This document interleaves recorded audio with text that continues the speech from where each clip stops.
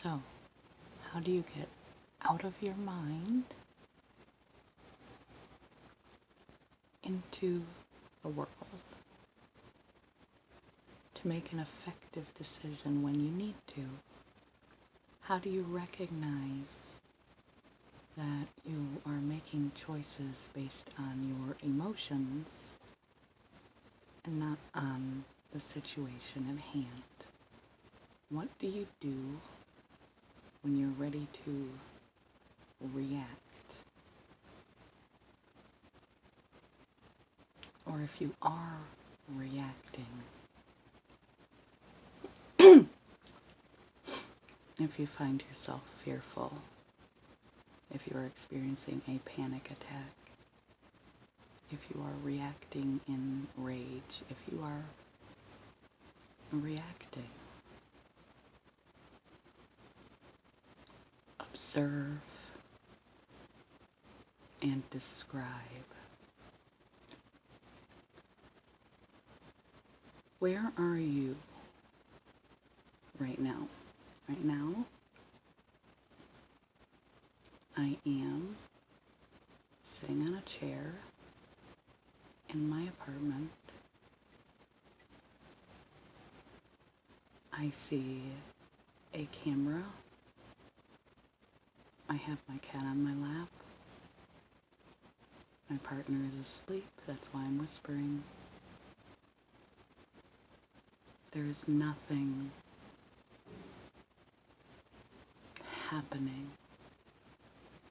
When you find yourself in a situation where you're not sure if you're making your choices based on your emotion or incorporating your logic, or you are reacting or ready to react and you're not sure it's going to be effective, or you're in distress, this is how you step back from the situation. Assess the very basic reality. Don't read anything in as if you were a journalist. Just the facts. Where are you? Are you doing your dishes? Are you in your house? Are you in public? What's surrounding you? Chairs? What color are they? What color are the walls? Observe. Just stop. Observe your surroundings and describe them in a factual, clinical, realistic, emotionally removed way. If you're having a panic attack, tell yourself, I'm having a panic attack. But I am, for instance, in my home, doing my dishes. I am here. I am nowhere else. I am safe. There's nothing happening. Unless we are truly in danger of life and limb, most things that we get worked up on in life are not worth getting worked up on. And when we are blinded by our emotions and operating through our emotions, it can be really hard to make clear and effective decisions. So if you find yourself highly distressed, or if you find yourself disenchanted, lazing about, not following through, you find yourself in a rut, making decisions with haste, you find yourself ready to have some type of altercation. The day is not going well. You got a parking ticket. Someone was rude to you. Stop. Stop right there. Where are you? And not just the minutia of the situation that has got you worked up. The totality of life and the experience in that situation, not just having a panic attack or that person was rude to me at this time. No. I'm sitting at the Secretary of State's office. It's noon.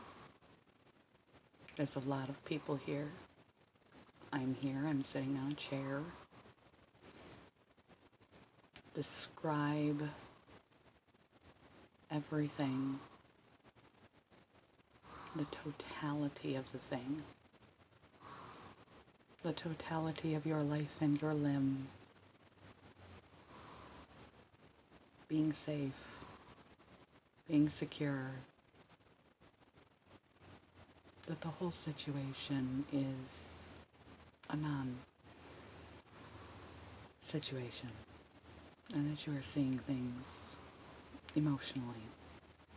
When you are in a place where you are more calm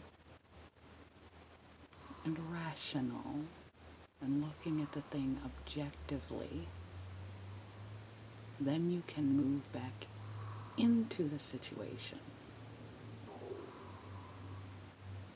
and participate in the next effective step in the situation. When you know that you are thinking about it realistically or perceiving it realistically because you've calmed yourself and forced your logic in by observing and describing the reality of the total picture of where you are. It makes you present. Then you can consider to critically think about how to approach the situation at hand. You're well aware, you already were aware of your emotions. Or perhaps you became more aware of your emotions. Why they are what they are. And then you incorporate both to make the most effective next step. Doing one thing at a time, focus on what you're doing, remain just as objective and critical and focused as you were when you were observing and describing what was happening when you make your next step. This brings problems down to size. It brings action to a balanced level, effective level. It soothes and distances you from your emotions and allows you to choose to act accordingly for the most effective next step in your emotions.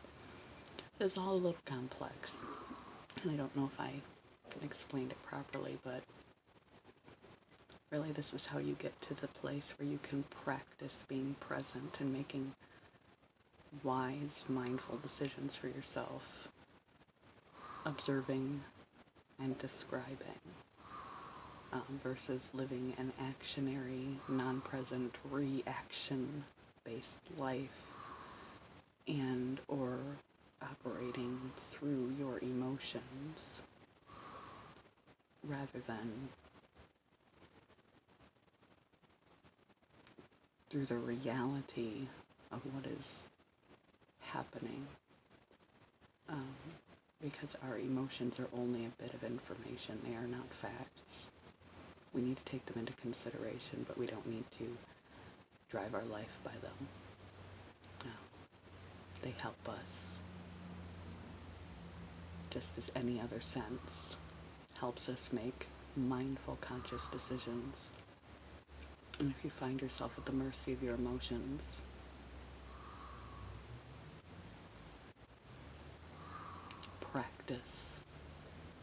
practice anywhere. You don't even need to be in distress or in crisis, so that when you are, you'll easily be able to pull this out and do this and think critically when it really needs to happen.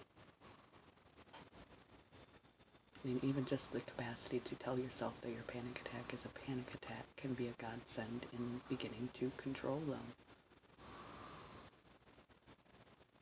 And the more that you mindfully make decisions, that you have chosen how you're going to be in a situation, how you're going to approach a situation, the more confident you become in your capacity to make decisions and to approach life, and you feel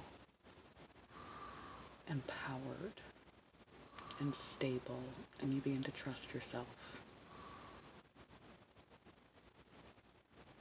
So practice observation. Go lay in a field, stare at the clouds, and just observe.